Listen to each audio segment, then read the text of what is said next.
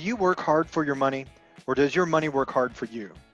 Do you know how you're going to spend every dollar of next month's paycheck? If you don't, that's a problem that we can fix.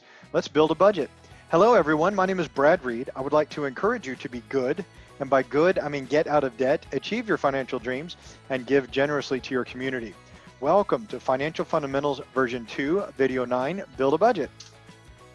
This is not financial advice. This is for education and entertainment only. Should you want personalized financial advice, please seek a competent individual in your area. The basic plan for the Financial Fundamentals videos are to get prepared, because if you are financially prepared when opportunity comes, you can realize financial success. A lot of these financial preparedness has to do with making a plan in advance. Just like you know what you're going to do when you wake up in the morning, you know what you're going to get when you go to the grocery store, you make a plan to go on vacation. The budget, the monthly budget, is a plan on how you're going to spend your money and how you're going to make sure that that money does what you want it to before you get it, because otherwise it'll go to the wrong places. The budget is going to help you make sure that you spend less than you earn so you can grow your wealth and achieve financial independence. And once your spending is less than your money grows after inflation, you can retire. So why do we need a budget? The budget is a plan to make sure the money can work for us. The budget makes sure that the money will pay for all of the expenses and still have enough money left over to put into savings, whether that's retirement savings, kids' college savings, extra money to paying off the house, extra money to growing the business. All of these things you can do with a budget, but you got to use the budget. And in order to use a budget, you got to have a budget. If you are in debt, you have credit card debts and car payments and student loans and things like that, the budget will help you prioritize which one to pay off first and to make sure that you are paying them off as fast as possible so that you can get out of debt as fast as possible so you can achieve financial independence as fast as possible. The budget also allows you to monitor how your money is performing. Did you spend the money like you planned to? Did you have some unexpected expenses?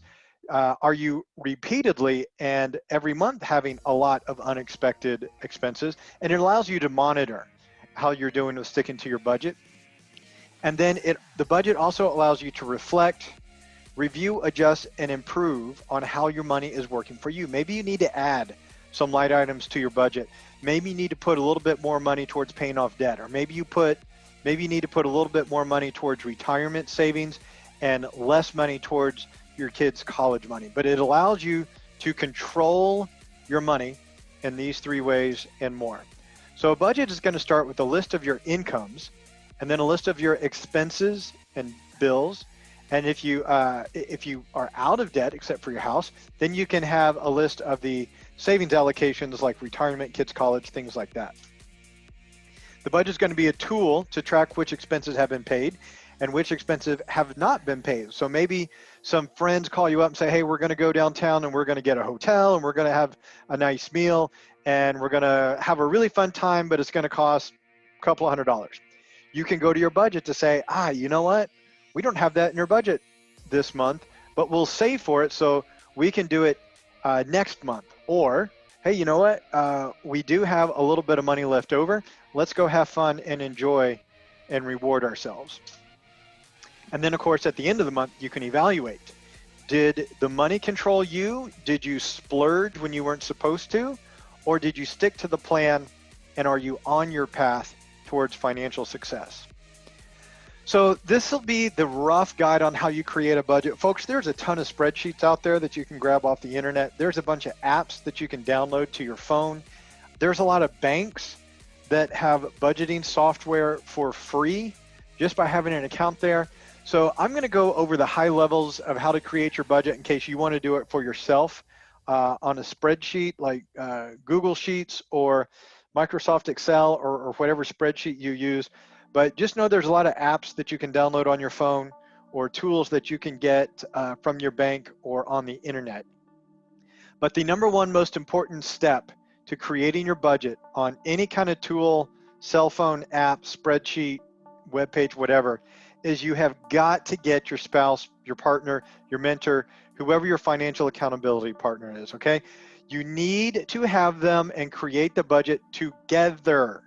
I have seen way too many serious arguments and trivial arguments, but sometimes these get pretty severe because one spouse or one partner or one part of the financial accountability creates the budget and then pushes it on the other. And the other person feels like they didn't get a vote. Sometimes they tell the other person, you go create it and then I'll tell you what I think. No, that is not how it is done. Do the budget together. The first thing you're going to do is list all of the money that's coming in, whether this is government payments or jobs that you're working, investments that are paying off, businesses that you run, whatever it is. List all of the incomes, all of the money that you've got coming in, and then list all of the money that's going out. So if you're paying off debt, list all of your debt payments. If you are not paying off debt, then you should be making payments towards savings, retirement, kids' college, things like that. List those first before your expenses. Then list your expenses like your electric bill, your gas bill, the water bill, I don't know, if you have a Netflix bill or a cable bill, your cell phone bill, list all of those expenses. Notice we are listing these expenses after you pay for your retirement savings. And then if you have any money left over, make extra debt payments, or you can put it into savings, retirement payments, kids' college fund, or maybe you're saving up for a fun vacation or gifts for Christmas or birthdays or graduation, or whatever your allocations are. But the idea is you list your incomes, then you list your expenses and your savings goals, then you pay as much towards your debts as you can. But if you have minimum payments, make sure you pay those as well. The idea here is that you're going to make minimum payments on your debt and then put everything towards extra savings. I will talk more about that in the next video, which is how to get out of debt. But just remember what we said before. Poor people save after they have gone a month of spending. And if there's any money left over, then they put that into savings. But rich people save first and then spend whatever's left after saving. That's why rich people can generate these big savings accounts that they can turn into investing, which then begins to generate from compound interest, or gets to benefit from compound interest. Rich people save up money, then they can invest in businesses. Rich people save up money, and then they can have these retirement accounts and all of these different ways that rich people generate money-making sources of income. So rich people spend first. That's what we're going to do. Get out of debt and then start saving. So again, use your budget, get that app, get that spreadsheet, prepare for it to take 3 to 6 months of getting used to. I think the biggest shocker for us was we had no clue what we were spending at the grocery store when we first built our budget. And we certainly had no idea how much we were spending on sushi. That was a big shocker. And then use the budget to track every expense and every income, keep receipts, check your bank account daily, use your bank bill pay to pay your bills, use the budget every day. And then of course you can make sure that you have enough to pay the remaining bills because you will know, because you've got your budget, what bills are coming, what bills have been paid, what bills have not been paid. Tips and tricks, folks, please create, update, and review your budget together with your financial accountability partner. Please do that. Please do it with your financial accountability person, whoever that is. Once you've done your monthly budget, create a budget for your retirement and some of these longer term expenses, such as your taxes, vacations, your Christmas budget, or any gifts, big gifts that you're going to be buying. Create a budget and an allocation for that. Use cash or debit cards, but please stop using credit cards. It is very difficult to use credit cards with a budget. If you can, give each person a little bit of fun money.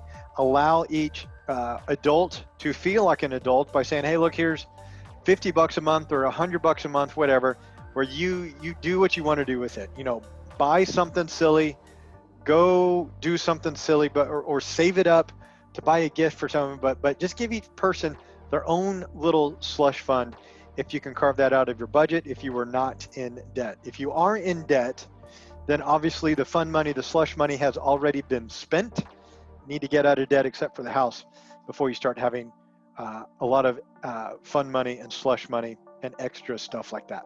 Update the budget daily, use it. All right, folks, now it's time for you to make a plan with your partner, mentor, spouse, whomever, your financial accountability person. Plan to do a budget, make the budget, and use the budget. Continue watching the Financial Fundamentals version 2 videos. Swing over to www.reallifetrading.com.